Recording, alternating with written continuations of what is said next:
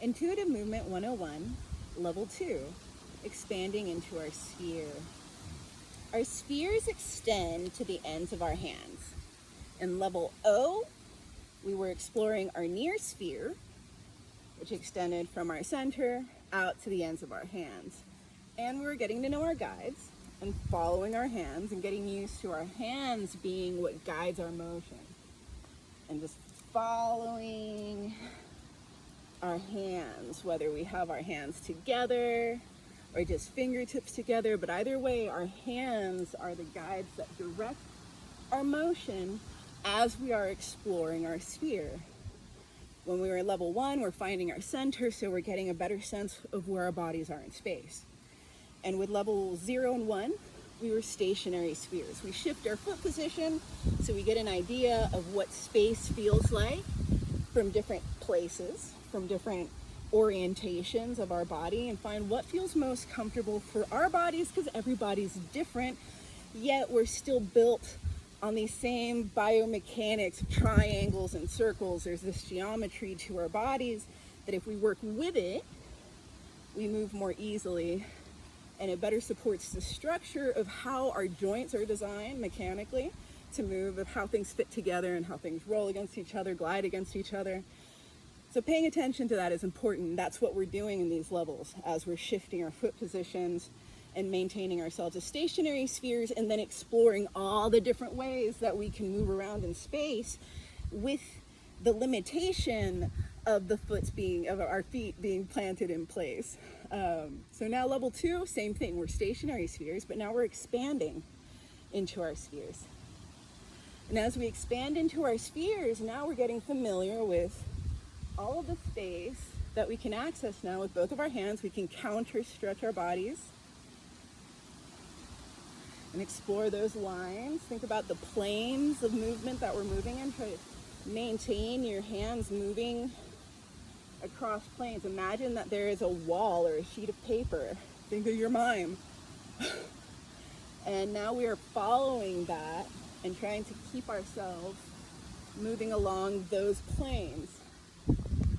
And we're shifting our lower body, maintaining stationary, exploring how many ways can I move with my feet in this position, in this orientation? How comfortable is that? How about this position? So we can alternate between open to expansive. We can come back into some level 1. We can do some O. Mix it up. It doesn't have to all be expanding out and exploring our spheres, but it can be if that's what you want to focus on for your session for the day. I recommend mixing it up. Start with some O, do some 1, warm up your body, and then expand out to level 2. Shift position, do some 1, do some O, do some 2. Mix it up. If you want to structure it for yourself because structure works better for you, you can mix in intuitive movement and structure. So this is a way to have both, because some people do better with some form of structure to their intuitive movement. So then you can decide, okay, I want to do 0, 1, 2, 1, 0, 1, 0, 2, 1, 2, 1, 0, and then design your personal choreography for the day, not as specific, but just guided by the different levels of motion. And then playing within those levels, because every time we're going to be doing different things.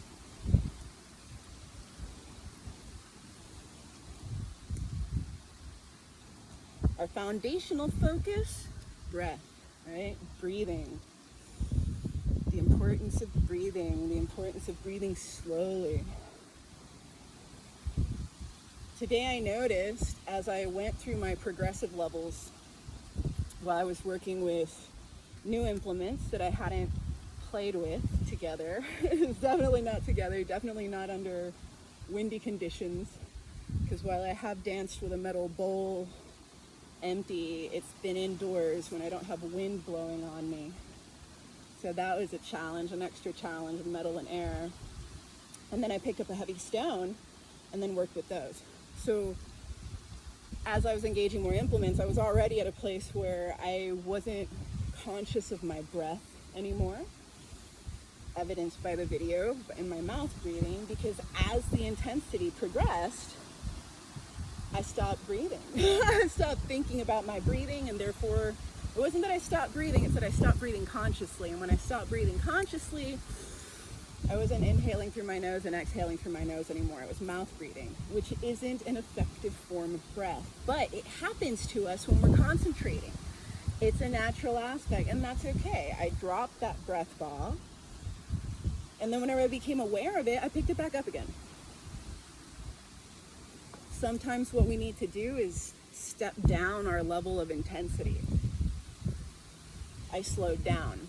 Anytime that I became aware that I had dropped my breath ball, I slowed down my motion so that I could think about what I was doing with my breath, because whenever I was moving quickly, especially manipulating a very light empty metal bowl in the wind and a heavy metal stone, on the other hand, I had so much, my brain was juggling so much while I am manipulating and moving around on this uneven rock that I'm still getting familiar with a sprained toe, because I sprained it yesterday.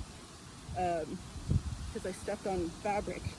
So, so still, I'm working with all of these things, and I'm still able to work and move.